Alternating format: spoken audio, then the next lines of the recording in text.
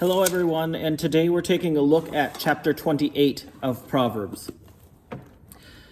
The wicked flee when no one pursues, but the righteous are as bold as a lion. When a land rebels, it has many rulers, but with an intelligent ruler there is lasting order. A ruler who oppresses the poor is a beating rain that leaves no food. Those who forsake the law praise the wicked, but those who keep the law struggle against them. The evil do not understand justice, but those who seek the Lord understand it completely. Better to be poor and walk in integrity than to be crooked in one's ways, even though rich. Those who keep the law are wise children, but companions of gluttons shame their parents. One who augments wealth by exorbitant interest gathers it for another who is kind to the poor. When one will not listen to the law, even one's prayers are an abomination. Those who mislead the upright into evil ways will fall into pits of their own making, but the blameless will have a goodly inheritance. The rich are wise in self-esteem, but an intelligent poor person sees through the pose.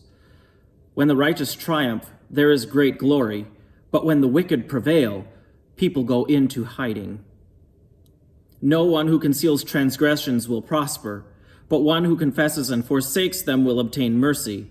Happy is the one who is never without fear, but one who is hard-hearted will fall into calamity. Like a roaring lion or a charging bear is a wicked ruler over a poor people. A ruler who lacks understanding is a cruel oppressor, but one who hates unjust gain will enjoy a long life.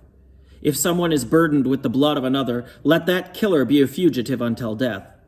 Let no one offer assistance. One who walks in integrity will be safe, but whoever follows crooked ways will fall into the pit. Anyone who tills the land will have plenty of bread, but one who follows worthless pursuits will have plenty of poverty.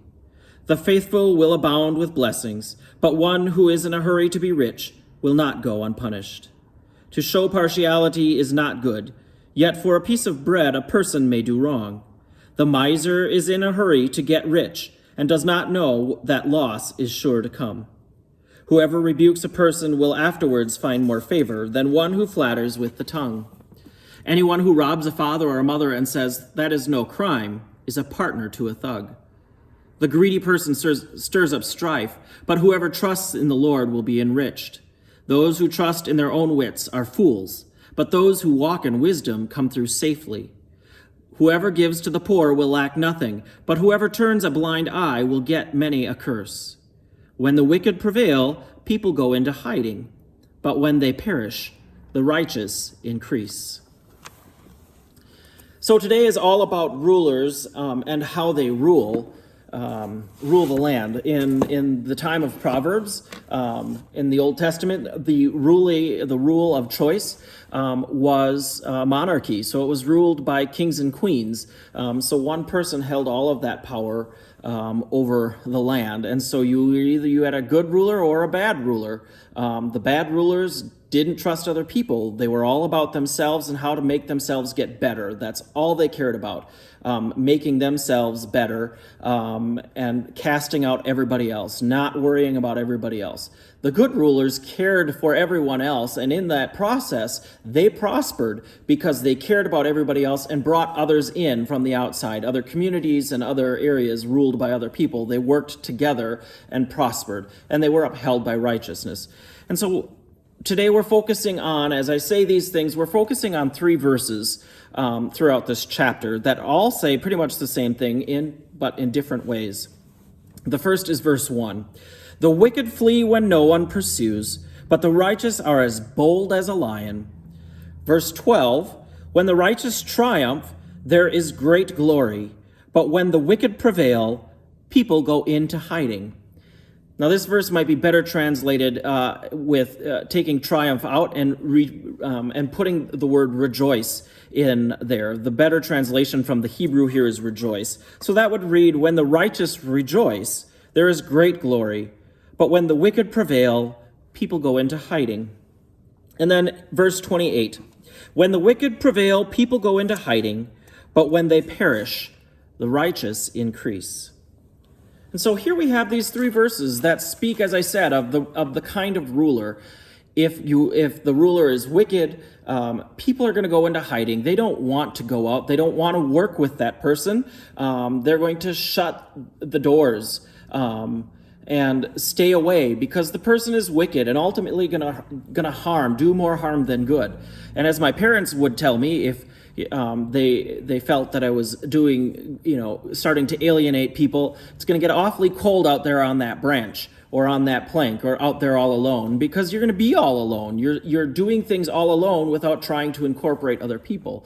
But if the ruler is wise and ruling in righteousness, people are going to be gathered in. People are going to want to be a part of that mission, of that ministry, if it's the church.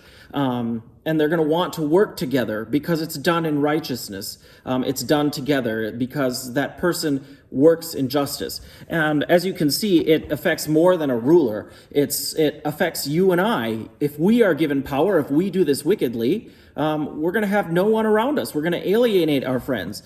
If we do things righteously and in faith, people are going to want to be around us because we are more positive and more upbeat about what we are doing. We count our blessings and we are so thankful for what we are given.